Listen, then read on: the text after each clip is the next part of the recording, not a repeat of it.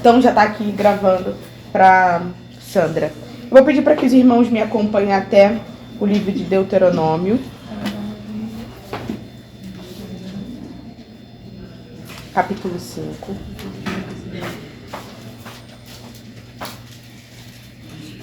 Verso 6.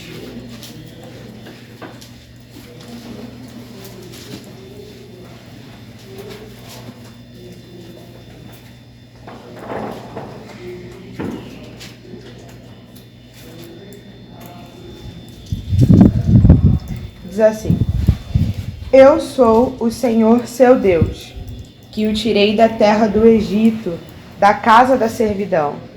Não tenha outros deuses diante de mim. Não faça para você imagem de escultura, nem semelhança alguma do que há em cima no céu, nem embaixo na terra, nem águas debaixo da terra. Não adore essas coisas, nem preste culto a elas, porque eu, o Senhor, seu Deus, sou Deus zeloso, que visito a iniquidade dos pais nos filhos, até a terceira e quarta geração daqueles que me odeiam. Mas faço misericórdia até 1000 gerações daqueles que me amam e guardam os meus mandamentos.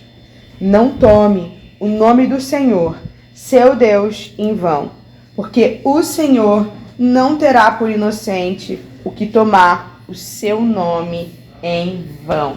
São esses os 3 mandamentos iniciais. E então, é esse também o prólogo, né? Antes de entrar no mandamento, não tenha outros deuses diante de mim. O Senhor faz um prólogo, um fundamento pactual do motivo pelo qual Israel deveria obedecer às suas leis. A gente já trabalhou isso anteriormente, mas é sempre importante enfatizar. É basicamente como se Deus estivesse falando: vocês devem cumprir essa lei não apenas pelo que é dito, mas por quem está falando. Sou eu, o Senhor, que fala. Então vocês devem cumprir. Então a força da lei não está apenas no significado e certamente na realidade da expressão do caráter de Deus que está na lei, mas o fato de o próprio Deus ter ordenado o cumprimento da lei. Então aqui nós temos esse movimento de apresentação do Decálogo. Algo a nível de introdução a respeito dessa temática do Decálogo é compreender que o Antigo Testamento em nenhum momento usa a expressão 10 mandamentos. Nós não temos essa expressão no Antigo Testamento e diretamente nem no Novo Testamento nós temos essa expressão 10 mandamentos. Na verdade, quando nós vamos estudar o texto bíblico tanto do início de Deuteronômio quanto também de Êxodo capítulo 20, nós vamos perceber que a palavra hebraica e a palavra traduzida também na Septuaginta é 10 palavras. São as palavras que o Senhor direcionou ao povo de Israel. E aí a Septuaginta já vai fazer uma tradução, né? Que é decaloi, ou seja, 10 palavras, de onde se origina a nossa expressão, né, mais sintética de decálogo. Ana, qual a importância disso? A importância disso é justamente nós temos esse entendimento mais precioso da palavra de Deus. Quando o Novo Testamento cita, por exemplo, o mandamento, ele está citando por vezes tanto os 10 mandamentos, o decálogo, como nós usualmente colocamos, quanto os outros mandamentos, né? Então, quando Moisés, por exemplo, e ao longo de toda a narrativa bíblica no Antigo Testamento, vai fazer referência a mandamentos e estatutos, não é apenas a lei dos 10 mandamentos. É por isso que nós, às vezes, temos a dificuldade, né, de fazer a separação do decálogo e de como compreender os outros mandamentos que são dados, já que para o povo de Israel essa diferença não era tão explícita. Mas existe também uma realidade interessante sobre o decálogo, que o decálogo é a única unidade de leis que o Senhor deu ao povo de Israel, que é exatamente repetida em ordem quando é citada. Quando a gente lê, por exemplo, Êxodo, Números, Levíticos e Deuteronômio, nós vamos ver a repetição de outras leis a respeito de como fazer comida, de como sacrificar, mas elas não estão em ordem, elas não têm esse tipo de preciosismo, diferente do decálogo, que de fato quando vai ser repetido, ele vai ser repetido na mesma ordem, da mesma forma, e aí, sem dúvida nenhuma, eu acredito que isso é sobre aquilo que o Senhor deseja transmitir enquanto entendimento, né, da lei dele, do cumprimento da lei dele. Quando nós descumprimos qualquer mandamento de Deus, de não guardar o sábado, por exemplo, de não cobiçar, de não matar, de não roubar, isso quer dizer que a gente já quebrou o primeiro mandamento, de não ter outros deuses diante do Senhor. E a gente também vai entender o porquê, né, esse mandamento ele é tão importante e porquê que ele é tão estrutural, tal como o da cobiça, para todo o mandamento. Então vamos ao prólogo desses mandamentos, né, do Decálogo. Eu fiz a referência de Êxodo 20, do capítulo 1 ao capítulo 2, mas nós podemos retomar aqui mesmo em Deuteronômio, no capítulo 5, no verso 6. Vamos olhar rapidamente o texto bíblico? Então aí nós temos um prólogo que diz assim: Eu sou o Senhor seu Deus, que o tirei da terra do Egito, da casa da servidão. O texto que eu coloquei aí, do comentarista Victor Alment, acho que é assim que se pronuncia, provavelmente não é, mas vamos nessa pronúncia. Ele diz assim: esse prólogo fornece a razão para que o Senhor imponha essas 10 leis, o motivo pelo qual o Senhor vai impor a lei. Ele não é apenas aquele que redime o seu povo da escravidão, mas depois de redimi-lo, deseja conformá-lo ao seu santo caráter, aquele que libertou Israel dos limites impostos pelo Egito, agora falará a Israel sobre os limites impostos por Yahvé. Então aqui novamente nós temos aquele movimento que nós estudamos na nossa primeira aula, o sucerano que libertou o povo, está pondo os limites do seu relacionamento e os limites que ele acredita ser necessário para aquele povo vivenciar diante dele. E aí, algo muito interessante acontece aqui. Como a gente já estudou nas outras aulas, esse modo de entender sucerania, vassalagem, né, o prólogo histórico, os códigos, né, que devem ser ali cumpridos, não é algo muito estranho ao Oriente Próximo, né, ao tempo a qual Moisés está falando ao povo de Israel. Na verdade, tem uma série de coisas que é absolutamente normal para todos os povos. A tábua escrita é muito normal. Os outros povos também, quando recebiam algo de algum deus, eles também eram escritos em tábuas.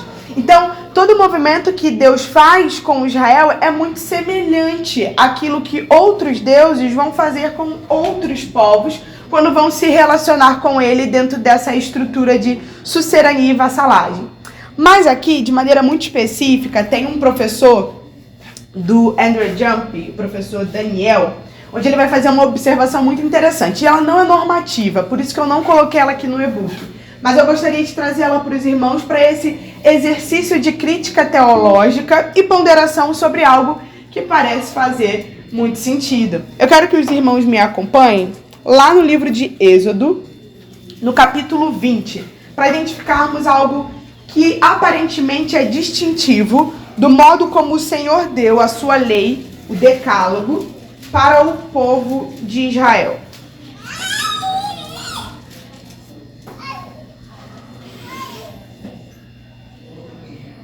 No início do capítulo 20, no primeiro versículo, nós temos assim: Então Deus falou todas estas palavras. Quem falou? Moisés ou Deus? Deus, beleza. Vamos lá agora para o verso 18. Todo o povo presenciou os trovões, os relâmpagos, o som da trombeta e o monte fumegante. E o povo, observando, tremeu de medo e ficou de longe. Disseram a Moisés: Fale-nos você e ouviremos. Porém, não fale Deus conosco, para que não morramos. Moisés respondeu ao povo: Não tenham medo. Deus veio para provar vocês e para que o seu temor esteja diante dele, a fim de que não pequem. O povo estava de longe, em pé. Moisés, porém, se aproximou da nuvem escura onde Deus estava. Por último, verso 22.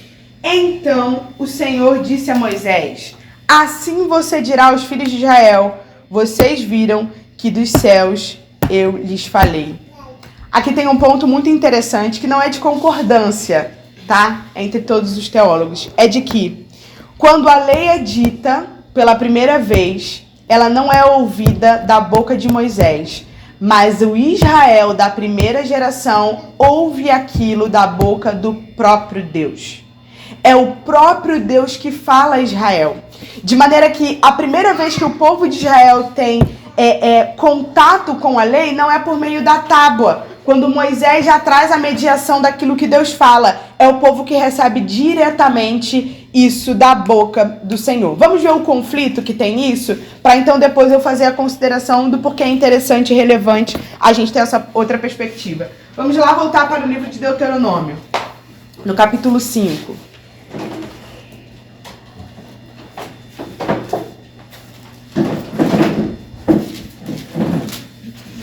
Verso 1 diz assim: Moisés chamou todo Israel e lhe disse: escute, Israel, os estatutos e juízos que hoje lhes anuncio, para que vocês os aprendam e tenham cuidado de pôr em prática.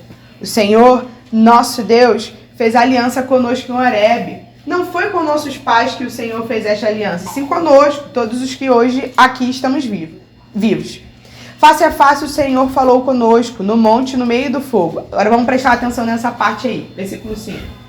Naquela ocasião, eu me coloquei entre o Senhor e vocês, para lhes anunciar a palavra do Senhor, porque vocês ficaram com medo do fogo e não subiram o monte. E o Senhor disse. Aparentemente, esse texto parece fazer uma contradição a essa perspectiva, né? Porque ele diz que eu me coloquei em mediação entre o Senhor e vocês, e então o Senhor disse.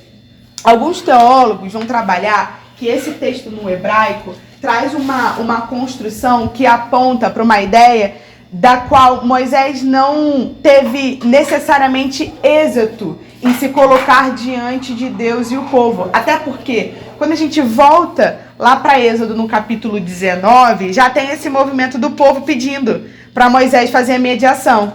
Só que no capítulo 20, qual é a abertura? Então Deus disse, e depois novamente o povo falando o quê? A gente quer se afastar, a gente não vai de fato suportar ouvir a voz do Senhor. Então o modo mais adequado, né, nessa perspectiva de entender esse texto é: Moisés tentou fazer a mediação primeiramente, mas essa mediação do primeiro recebimento do decálogo não foi realizada. O povo de fato ouviu oralmente o mandamento do Senhor. Ana, por que essa perspectiva é relevante? Justamente porque, se de fato nós assumirmos essa posição, isso é um absoluto distintivo do modo como os povos antigos recebiam a lei. Os deuses daquele tempo jamais falariam diretamente com seus vassalos. Nunca. Eles estavam muito distantes de seus vassalos. Eles eram muito superiores aos seus vassalos. Sempre tinha que ter um mediador. Esse mediador era aquele que estava numa posição elevada do povo. E aí é importante a gente pensar. Moisés tinha uma posição elevada do povo? Não, de forma nenhuma. Ele era tão pecador quanto. Mas ele tinha uma posição de mediador. Ok. Nas outras religiões, não. Esse sacerdote, ele tinha de fato uma posição elevada. E então ele seria um mediador. Porque o sucerano, o Deus daquela religião, daquele povo, não falaria de forma direta. Isso é diferente do povo de Israel. Ana, qual a relevância ainda maior desse entendimento? O professor Daniel vai falar que isso é uma antecipação da encarnação. Uma das dificuldades muito grandes de recepção também do Deus que encarna e se faz homem é essa ideia antagônica que a gente conhece, né, muito claramente, de que o corpo é mau, é inferior, é pequeno. Como um Deus pode encarnar? Como um Deus pode se tornar homem? Mas Cristo faz isso. E esse professor, ele vai justamente fazer esse movimento de que, ao falar diretamente com o povo e se colocar na direção do povo como um movimento de, literalmente, né, se abaixar para falar com o povo, o próprio Deus está antecipando a encarnação de Jesus Cristo, que de fato vem falar à humanidade, vem estar com a humanidade e se relacionar com a humanidade. Então, Isso não é algo normativo, eu não estou dizendo que isso é necessariamente o que vocês devem abraçar, mas é uma perspectiva que eu acredito ser muito interessante e que pode corroborar com a nossa hermenêutica, vamos dizer assim, tanto do texto de Êxodo capítulo 20, quanto esse texto de Deuteronômio capítulo 5, ok? Alguém tem alguma pergunta nesse ponto aqui que eu coloquei? Senão... Eu queria que você repetisse essa parte que parece uma contradição em Deuteronômio capítulo 6. Perfeito, vamos lá. 6, sim. Isso. Vamos lá em Deuteronômio capítulo 5. Moisés vai dizer assim, ó, no versículo 5. Naquela ocasião, eu me coloquei entre o Senhor e vocês, para lhes anunciar a palavra do Senhor, porque vocês ficaram com medo do fogo e não subiram ao monte. E o Senhor disse: eu sou o Senhor, seu Deus. Parece que aqui Moisés foi colocado como mediador, ok? De falar algo ao povo. Isso parece fazer uma aparente contradição com essa perspectiva de que foi Deus que falou diretamente ao povo, porque parece que Moisés fez a mediação. Mas eles vão apontar que a estrutura desse texto não aponta para a efetivação disso. Por exemplo, quando Moisés vai falar assim, ó, vamos lá, versículo 5 novamente.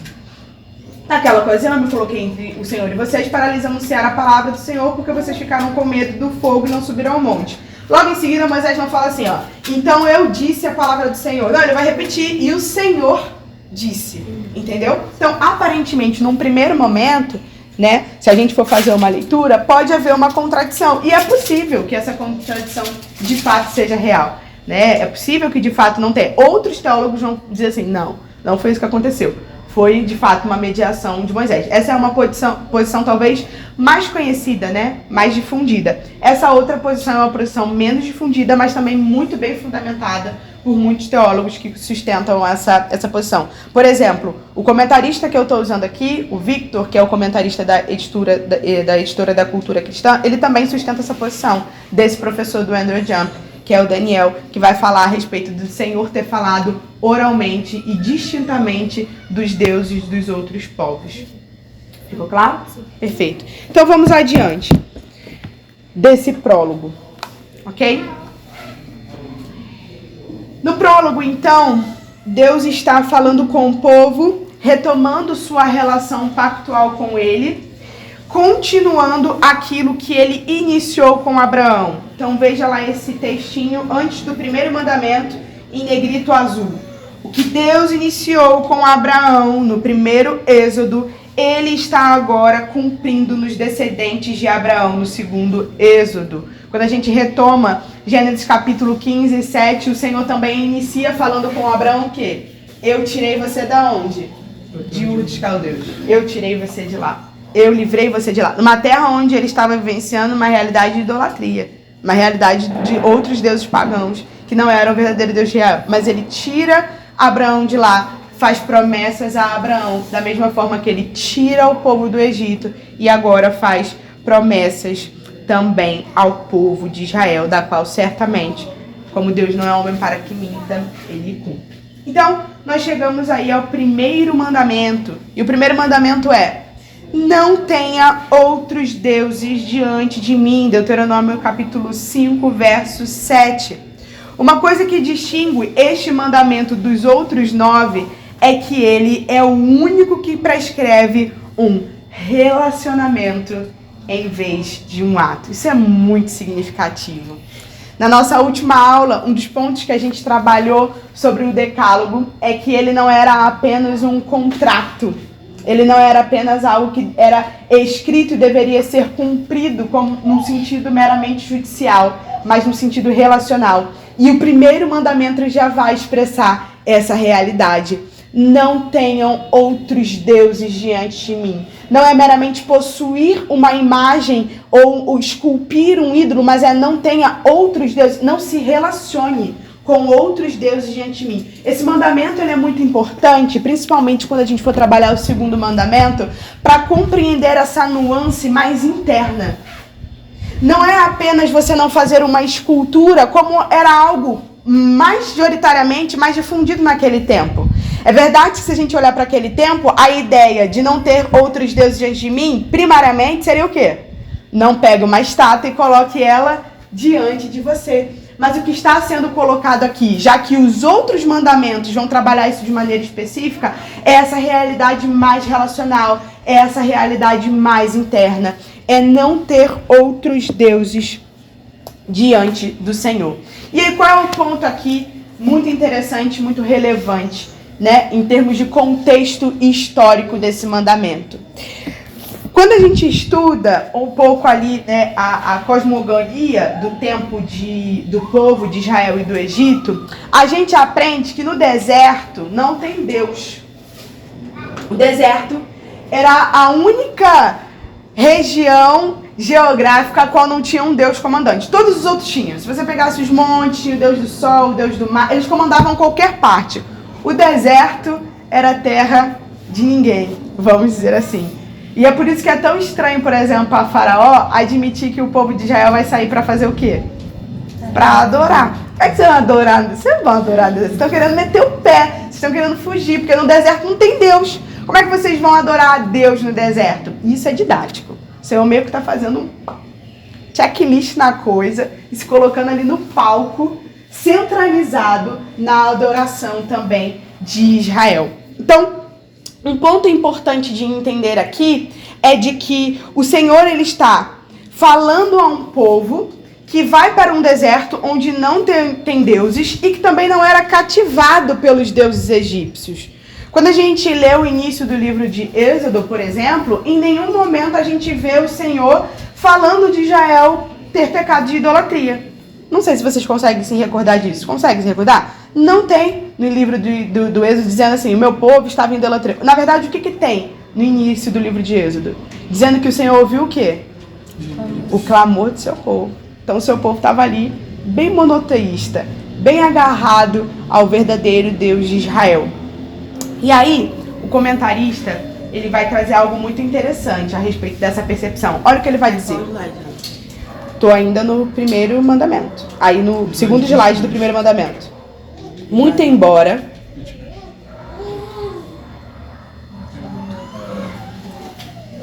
Achou? Segundo slide do primeiro mandamento. Foi? 23. Segundo slide do primeiro mandamento. Foi? Todos estão lá? Muito embora Israel considere os deuses do Egito irrelevantes, ele considerará os deuses cananitas irresistíveis. Ser maltratado não atrai ninguém ao politeísmo, mas quando o povo se estabelece, fixa as suas raízes e toma gosto pela boa vida e a prosperidade dela, talvez politeísmo comece a aparecer uma possibilidade atrativa ou suplementar às suas crenças. Muito interessante isso que o comentarista diz. Ele basicamente está dizendo assim, num primeiro momento, o sofrimento de Israel fazia com que eles recorressem apenas a quem? A Deus. Ele é único, ele é aquele que fez promessas ao nosso pai Abraão, aos patriarcas, e os patriarcas se mantiveram fiéis a eles. Também é verdade, quando a gente olha a história dos patriarcas, nós também não identificamos um problema de idolatria nos patriarcas. Os patriarcas, eles têm outros problemas de desobediência, de não cumprir, mas de idolatria não é um ponto dos patriarcas. O politeísmo, o paganismo não é um problema dos patriarcas, não é um problema do povo de Israel. E o comentarista vai dizer assim, os deuses de Egito não eram. Como é que eles iam adorar os deuses daqueles que maltratavam ele? Não fazia sentido. Mas agora, entrando em outras terras que eram prósperas e que eles não tinham uma relação de escravo, eles poderiam ficar atraídos por esses ídolos e por esses deuses. E aí eu gostaria de fazer uma aplicação pra gente, naquele movimentozinho que a gente tem feito de hermenêutica, aplicação pessoal e discipulado. É verdade que todos nós podemos dizer que nos momentos de sofrimento, raramente nós experimentamos uma realidade de idolatria.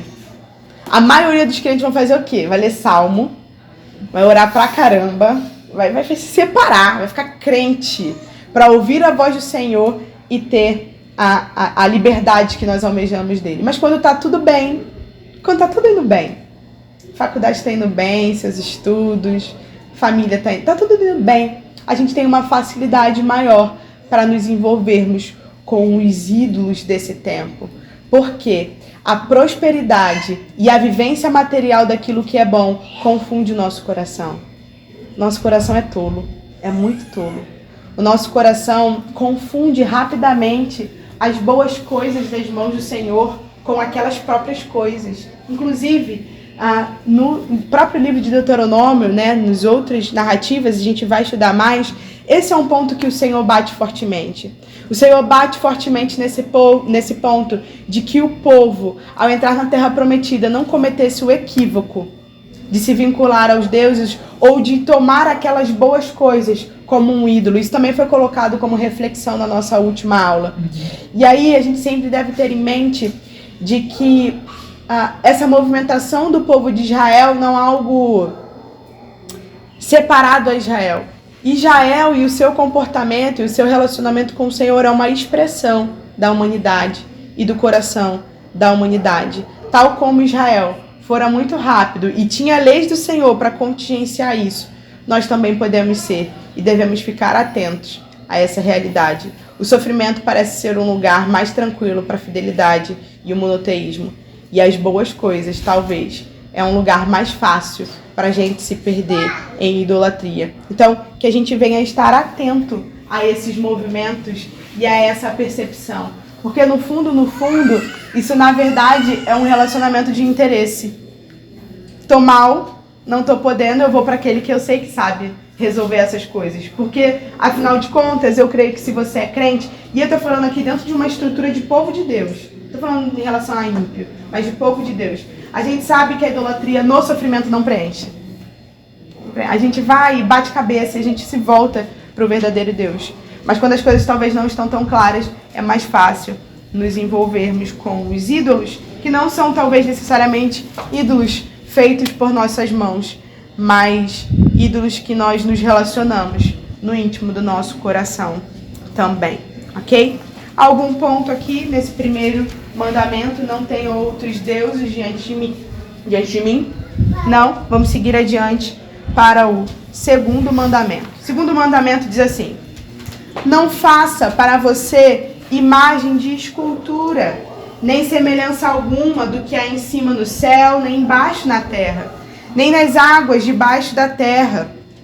Não adore essas coisas, nem preste culto a elas, porque eu, o Senhor, seu Deus, sou Deus zeloso, que visito a iniquidade dos pais nos filhos até a 3ª e 4ª geração daqueles que me odeiam, mas faço misericórdia até 1000 gerações daqueles que me amam e guardam os meus mandamentos. Deuteronômio, capítulo 5, verso 8 até o 10. Então vai dizer assim o nosso texto: o segundo mandamento proíbe fazer imagens.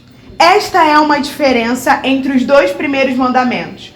O primeiro fala de possuir, não terás, enquanto o segundo fala de produzir, fabricar, não farás. Essa diferença sugere que a prescrição do primeiro mandamento seja mais ampla que a do segundo. Qualquer um pode ter um ídolo, se assim decidir, mas nem todos podem fabricar um ídolo. Então isso remonta àquilo que a gente já trabalhou no primeiro mandamento. O primeiro mandamento, ele é mais amplo e ele de fato vai transcender a essa realidade de idolatria meramente de fabricação e de escultura, mas vai falar sobre essa realidade de ter um ídolo, apontando para essa realidade mais íntima, mais subjetiva do nosso ser. Pode-se admitir que o versículo 4 proíbe a representação do Senhor em imagens, pois a representação e a adoração de outras divindades já foram impedidas no primeiro mandamento. Ou seja, o primeiro mandamento, de certa forma, ele já subentende que se você não pode ter um ídolo diante do Senhor, diante do seu coração, certamente você não pode o quê? Fazer um ídolo. Então, a ideia é de que o primeiro mandamento, outros deuses, e aí isso é importante, o primeiro mandamento está fazendo referência a quê? Não tenham outros deuses diante de mim. Então, não tenham outros deuses diante de mim no sentido de interno, de relacionamento. E não tenham outros deuses diante de mim enquanto imagem de escultura. Então, é pouco provável que o primeiro mandamento proíba ter outros deuses sem incluir a representação física deles. Não podemos imaginar que o versículo 3 seja um caso de sentido muito claro. Então, Vamos entender, talvez, a que ponto mais específico, mas não necessariamente excludente, o segundo mandamento vai falar sobre essas realidades de não fazer imagem de escultura e nem adorar a elas. Podemos extrapolar a verdade do seguinte modo: uma vez que Deus fala dos céus, sem nenhuma representação visível sua, não há legitimidade na feitura de qualquer imagem dele. Vamos lá. Talvez não ficou tão claro o modo como ficou lido. O que pretende se trabalhar aqui é de que, se no primeiro mandamento Deus está dizendo não tenham outros deuses diante de mim e não façam imagens de outros deuses diante de mim, o segundo mandamento está trabalhando a seguinte realidade: não façam imagens minhas para a adoração. Não tenham imagens do Senhor, seu próprio Deus. Porque a ideia poderia surgir o seguinte: beleza, a gente não pode adorar outro Deus, não pode fazer a imagem desse Deus. Mas a gente pode adorar o único verdadeiro Deus? A gente pode fazer o que então dele? Uma imagem dele. Mas o ponto que vai ser trabalhado aqui é de que quando o Senhor, no livro de Êxodo, no capítulo 20, 22 e 23, fala ao povo de Israel de que o Senhor falou conosco do céu, e isso vai ser um comentário do capítulo 20, isso vai reforçar a ideia de que o Senhor falou. O Senhor não se manifestou de forma corpórea. O Senhor não fez forma dele. Ele apenas falou. Isso aponta para um padrão que o próprio Deus deseja que seja seguido. Ou seja, não façam imagens minhas, não façam formas minhas, mas de fato seja apontado apenas para essa realidade do Deus invisível que fala com eles. Esse comentarista, diferente do próximo comentário que a gente vai ver, que é o comentário do André, ele vai apontar para o fato de que ele acredita que essa negativa não seja necessariamente uma negativa de termos imagens físicas do Senhor. E ele vai usar o exemplo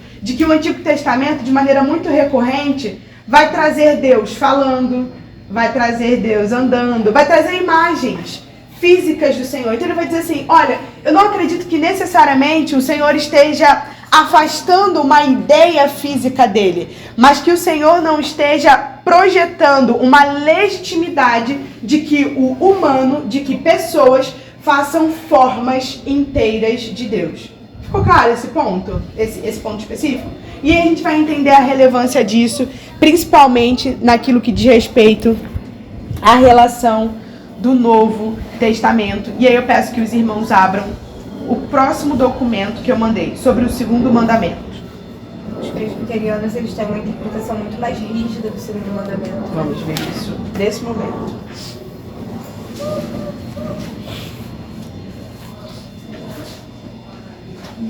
Abriram? Todos conseguiram abrir o segundo mandamento? Foi? Ok.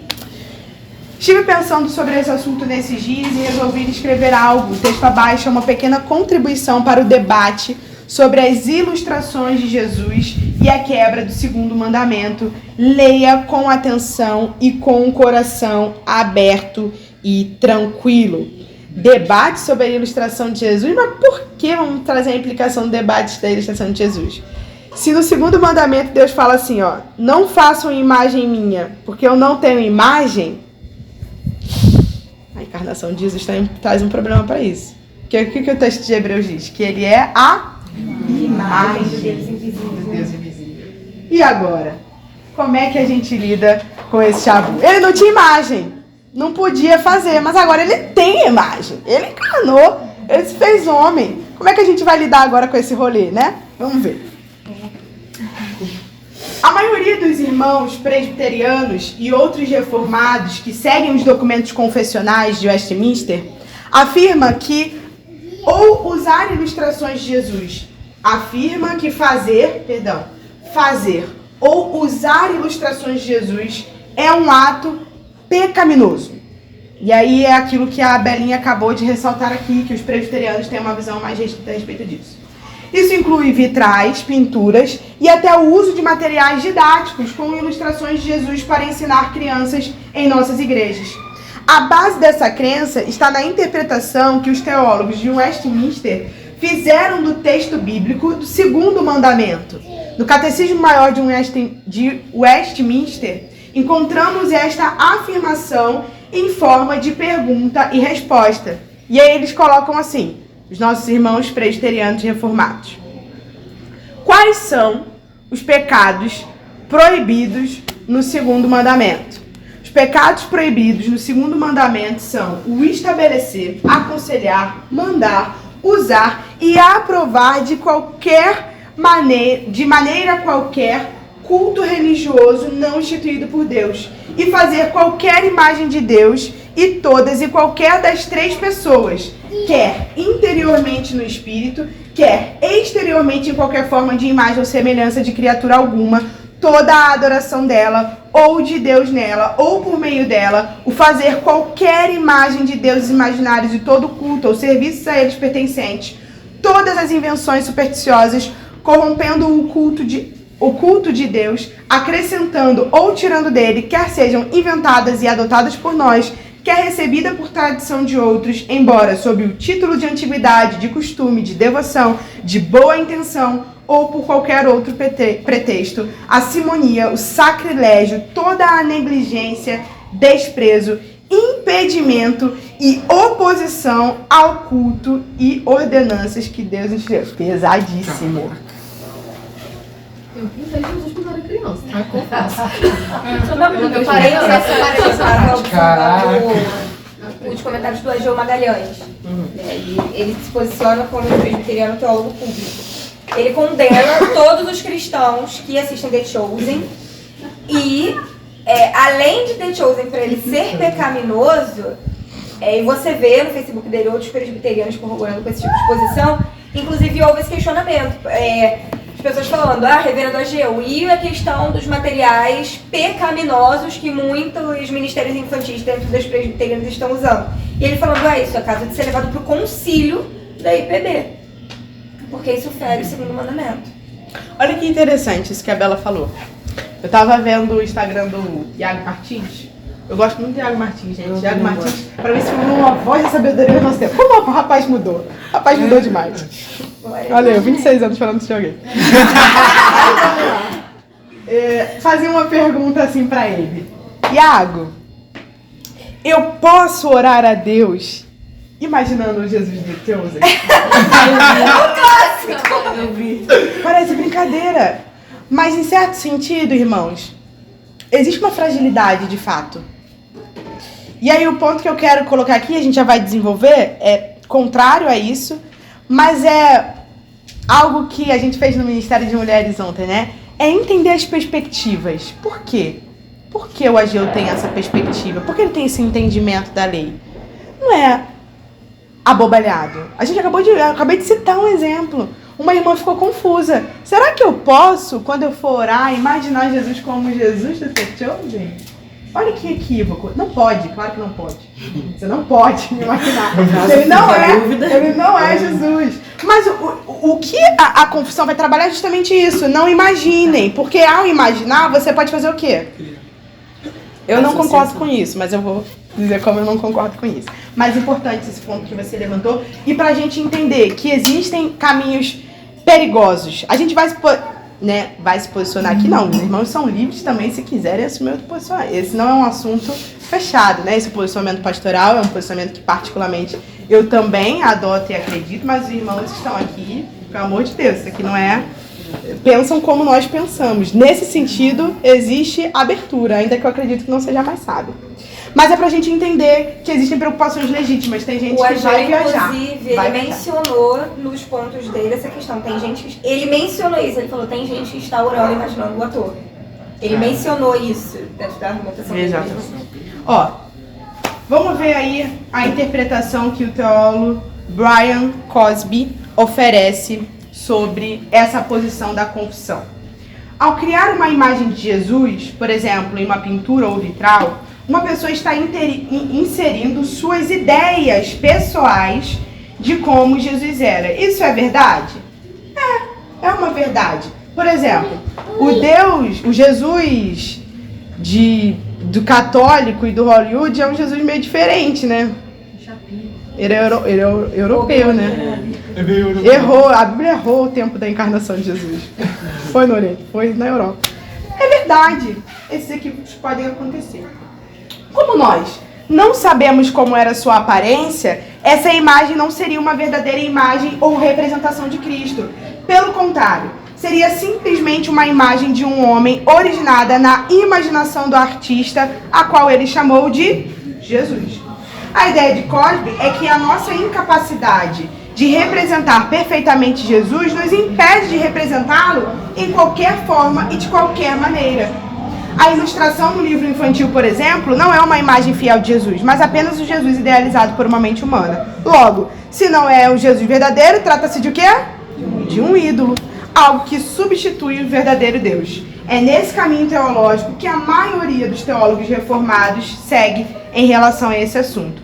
Em seu blog pessoal, a Ageu Magalhães vai fazer, umas citações dos teólogos que defendem essa posição, e como a Isabela já trouxe isso aí pra gente, eu não vou nem citar esse ponto, mas é o que a Belinha falou, a posição aí do Ageu Magalhães. Então, um ponto claro que fica aqui é que a confissão de Westminster e a maioria dos teólogos reformados vão se posicionar o quê? Contrário. Vão acreditar que fazer uma imagem de Jesus, o de Jesus que fez imagem, que não era o Deus que fez lá o segundo mandamento, que não era não, era o Deus, né, gente? Só que não era o Deus encarnado. Não pode se fazer. Então, a gente vai falar, não pode fazer a imagem de Jesus. Mas aí a gente vai olhar, à luz de uma boa teologia bíblica, o que de fato o segundo mandamento proíbe, o que realmente ele proíbe.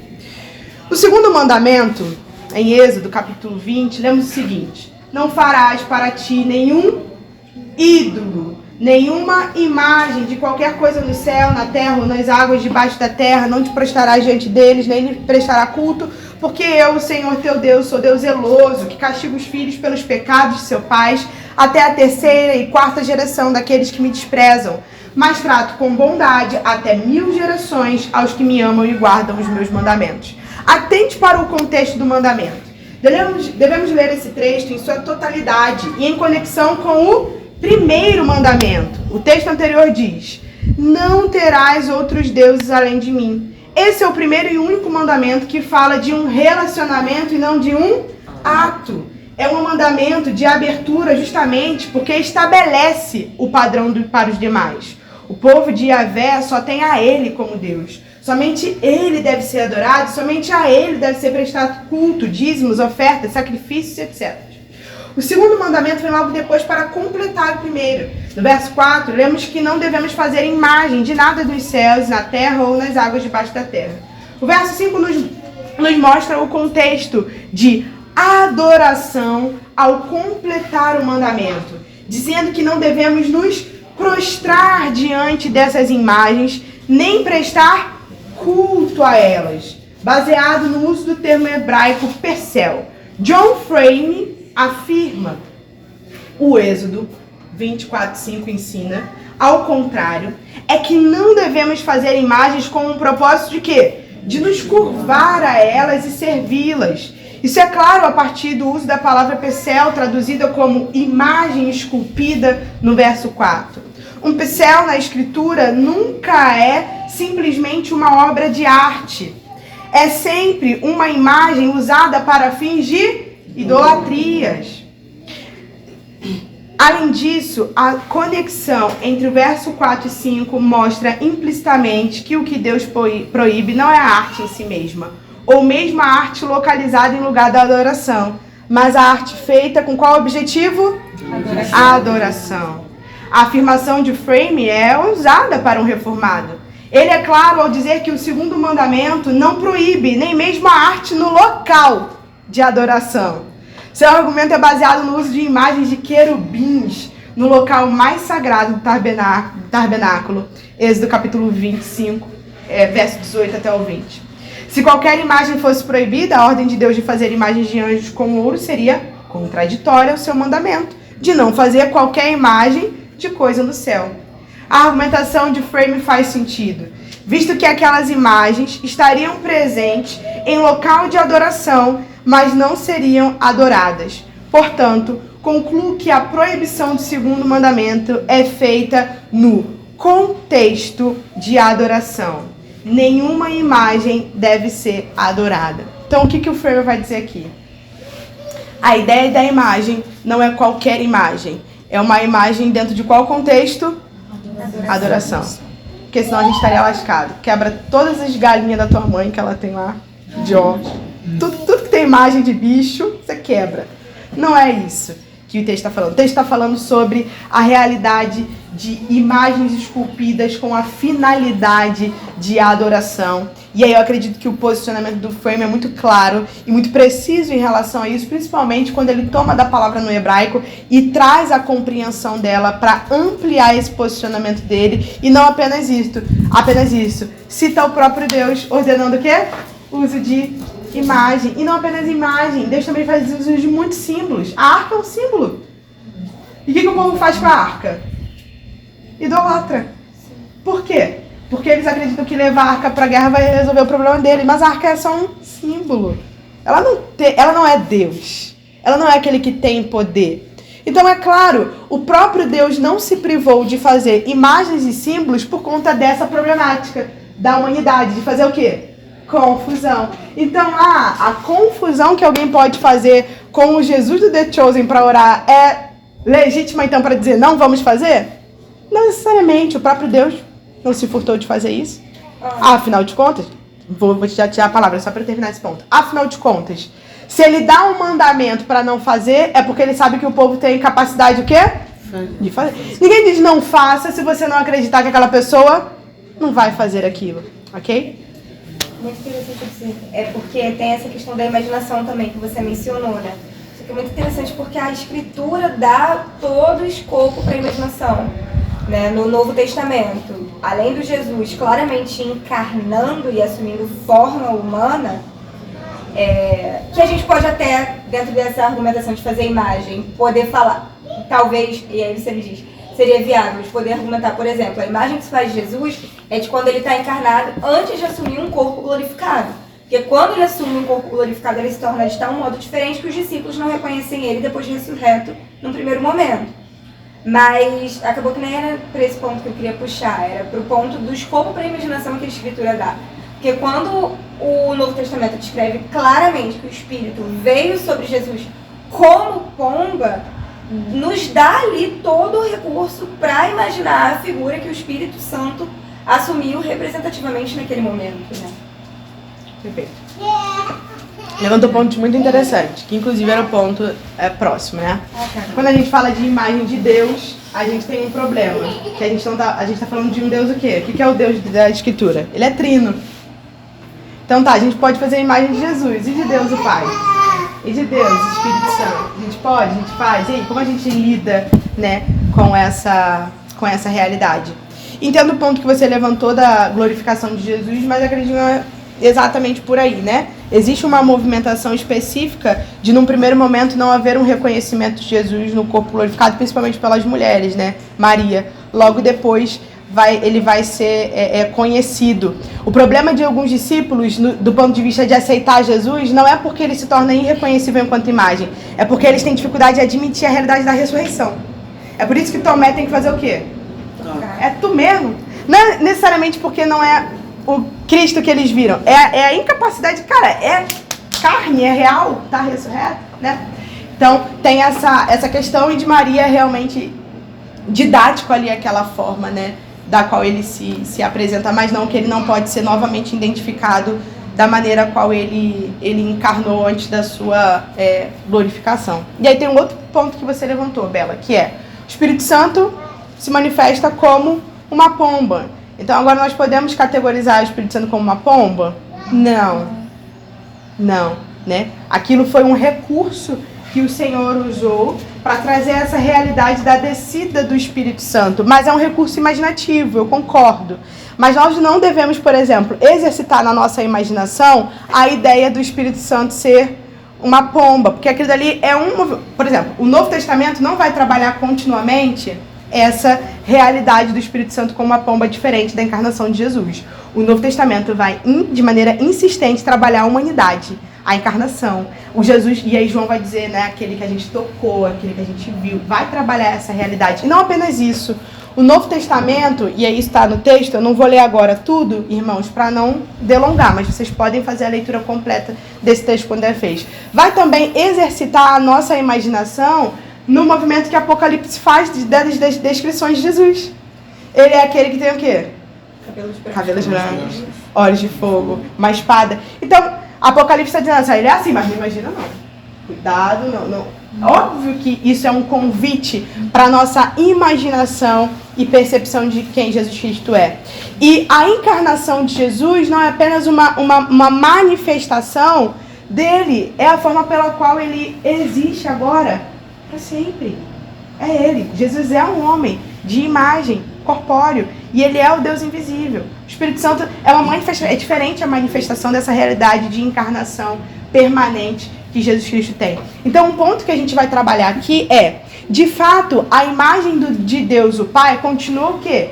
Vetada, né? Um dos pontos que ele vai trabalhar é que, por vezes, até a tentativa de ilustrar a imagem de Deus, o Pai, traz equívocos, né? Aquele Deus branquinho, barba branca. E aí ele vai dizer que isso é ruim até, por exemplo, para as crianças, né, criarem um entendimento a respeito de quem Deus, o Pai, é. Isso limita a criança na percepção de Deus, o Pai. E aí Jesus Cristo ser um homem não limita? Não, porque ele se revelou dessa forma dentro dos propósitos redentivos que ele tem de aproximação com a humanidade e de salvação. Então a imagem de Jesus Cristo, ela é legítima do ponto de vista de ilustração, porque de fato ele foi um homem. Agora, devemos ser assertivos em dizer que a ilustração de Jesus não é ele? Certamente. Eu particularmente, eu não sei, aí a gente pode abrir esse momento aqui. Eu quando oro para Jesus, eu imagino um homem, mas gente, de maneira muito estranha. Não vem. Eu realmente imagino um homem, eu realmente imagino um ser real. Mas eu não vem um rosto, né? Eu não tendo a fazer esse movimento. Eu tenho especulações. Eu acho que Jesus, sei lá, não é o Jesus The Chosen, não. Ah, mas é interessante, né? É bem convidativo, assim. Esse Jesus The Chosen, ele agrada, né? A personalidade dele, né? A personalidade dele. Muito bem. O olhar dele é muito misericordioso na atuação dele. Mas também o próprio fato de, tipo assim, de ser um cara condizente com uma realidade do Oriente Médio, né? A gente não sabe o grau de miscigenação que os judeus já tinham naquela época, esse tipo de coisa. Mas, assim, o fato de condizer com o biotipo de alguém do Oriente Médio que a gente vê hoje acaba sendo convidativo. Perfeito, concordo. Seria correto dizer que, assim como Cristo faz, como Jesus ensina a Nicodemos, falando sobre o movimento do Espírito, assim como ter essa mesma hermenêutica do batismo em que o Espírito pousa sobre Jesus como uma pomba. Sim, perfeito.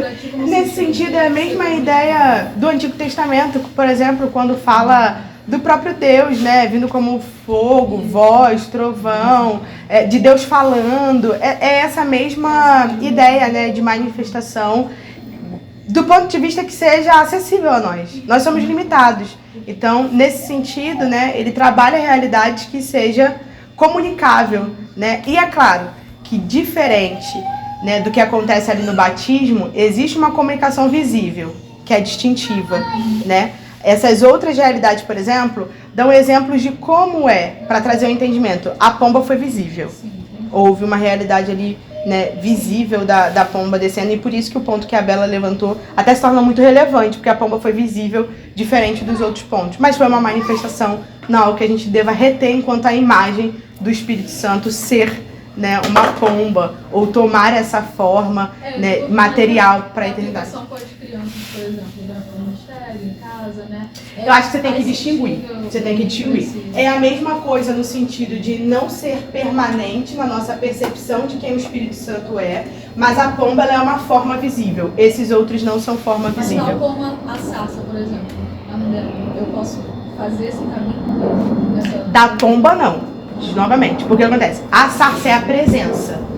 De maneira nenhuma é dito que Deus é mas a pomba, o Espírito Santo desce como pomba. Então existe até um tipo de relacionamento diferente, né? A sarça estava ali com a presença de Deus.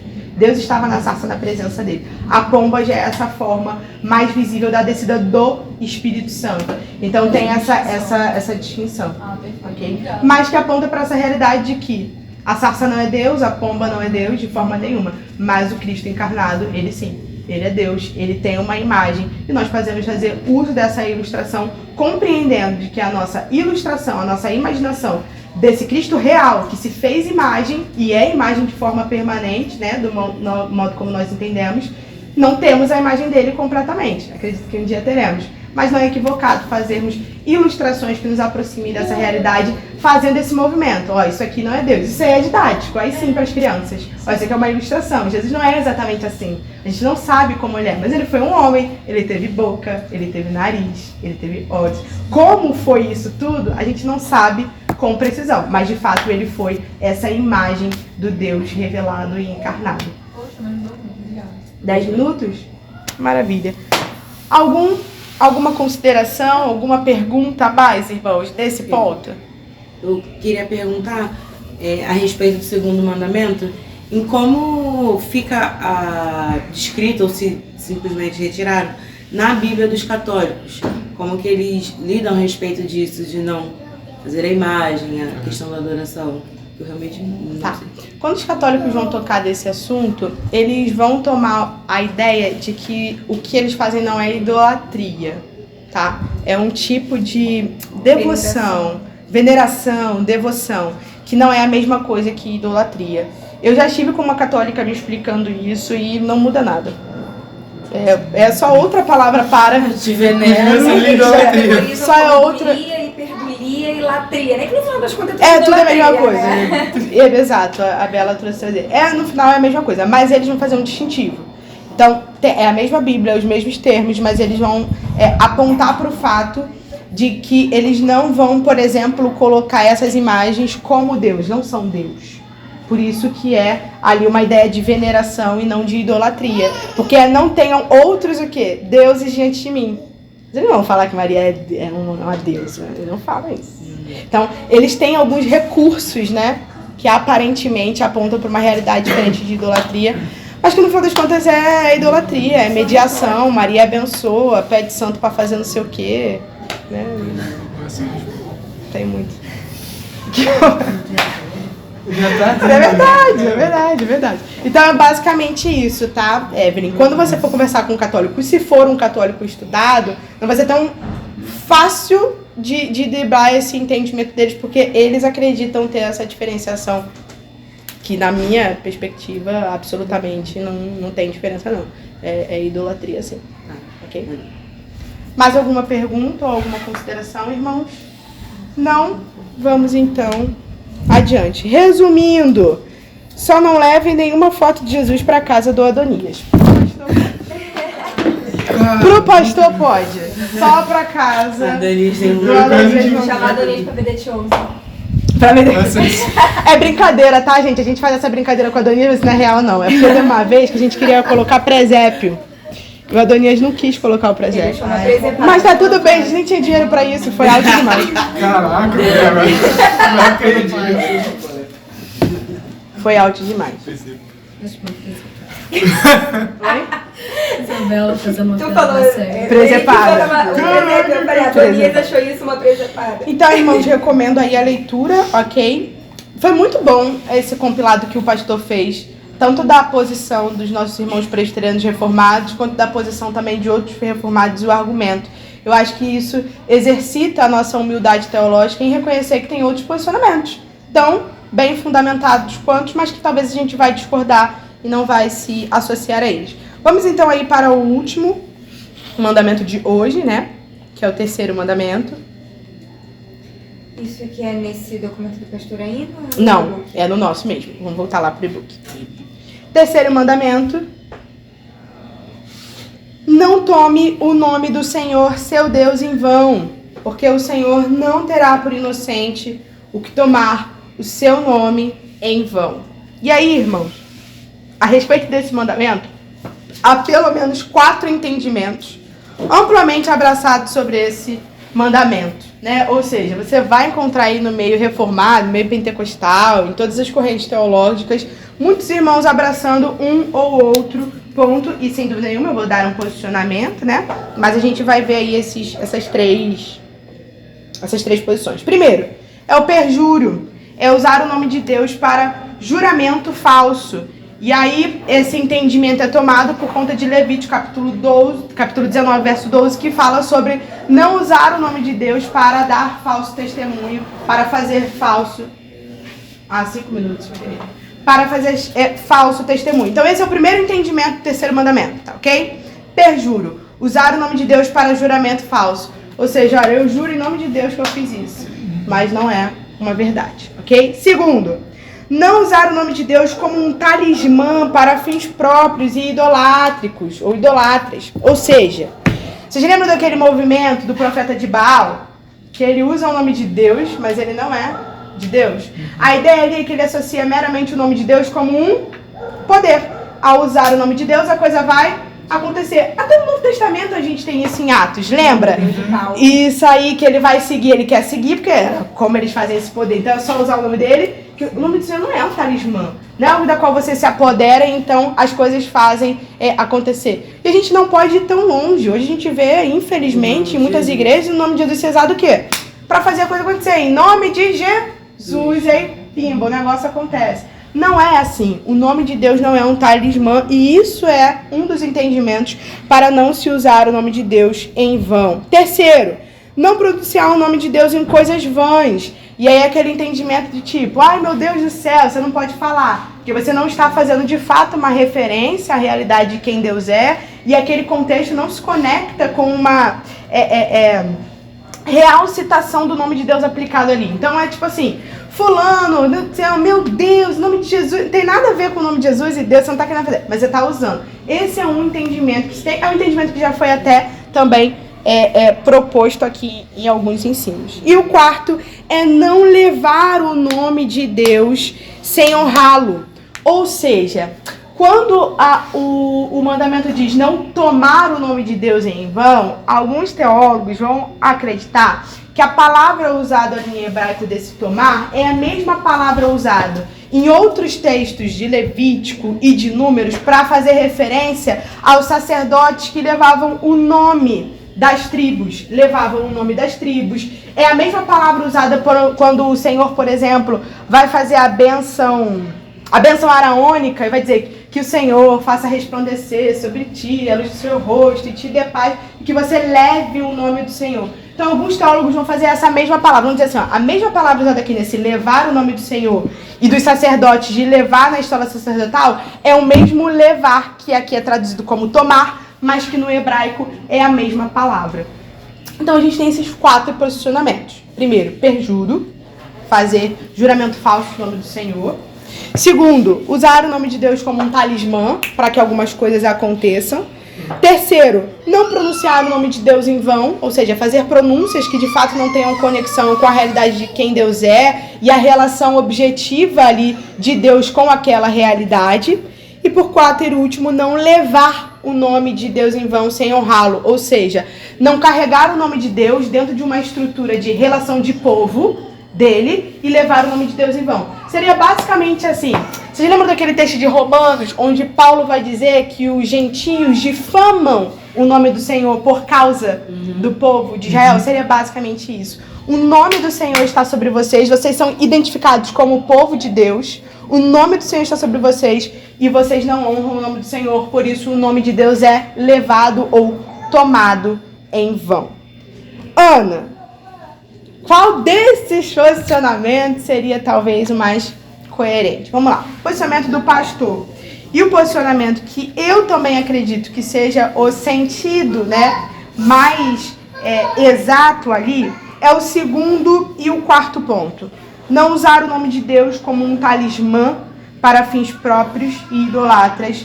E o quarto, não usar ou levar o nome de Deus sem honrá-lo. Eu acredito que o sentido teológico do segundo ponto é muito forte e ele é demonstrado ao longo da Escritura. E o sentido exegético do quarto ponto também é muito forte. O primeiro ponto é uma verdade? É uma verdade. Obviamente, O fato da gente dizer que esses dois pontos talvez captem o sentido mais exato do terceiro mandamento, não quer dizer que os outros são excludentes. Eles são reais, mas eles não são de talvez a aplicação mais específica a qual esse mandamento está se referindo. Então, o que eu quero dizer com isso? Ao não colocar aqui o primeiro e o terceiro ponto como o sentido mais próprio, mais direto do mandamento, eu estou dizendo que você pode jurar falsamente o nome de Deus? Certamente não. Ou então que você vai usar saindo deliberadamente o nome de Deus em qualquer coisa? Certamente que não. Mas o ponto é, não é o pecado ao qual o Senhor aqui diz que ele não vai tomar por inocente. Esse é um ponto muito importante. Não está dizendo assim, não tome seus ventos, vai dizendo, não vou tomar por inocente. O que é dizer não vou tomar por inocente? Eu vou vingar aquele que usar o meu nome em vão. E isso é um mandamento para nós. E aí de uma aplicação não apenas para o povo de Israel, mas para nós, irmãos. Né? Como nós usamos o nome de Deus do ponto de vista daquilo que nós estamos nos relacionando com Deus. O pastor às vezes fala muito isso, né? Que às vezes a gente entra no automático, em nome de Jesus, amém. É quase como isso, né? O nome de Jesus vai selar isso aqui. Né? A gente precisa ter um entendimento adequado também de como nós nos referenciamos a Deus enquanto usa o nome dele. E, sobretudo, nós que somos o povo de Deus, a igreja, como nós honramos o nome de Deus, né? Propagando o nome de Deus e sendo identificado com ele. Aquele é o povo de quem? De Deus. Aquele é o povo salvo por Deus. Então, sem dúvida nenhuma, esse terceiro mandamento também tem uma aplicação bem apropriada para o nosso tempo. Nesse ponto, algum irmão tem alguma dúvida? Alguma pergunta? Alguma consideração? Não? Amém. Em direção ao Novo Testamento, para a gente finalizar, eu vou trabalhar a página 27. Peço que esses irmãos vão na página 27, que eu já estou no meu tempo aí estourado, né, Caio? Para a gente fazer um rápido movimento de teologia bíblica em relação aos mandamentos.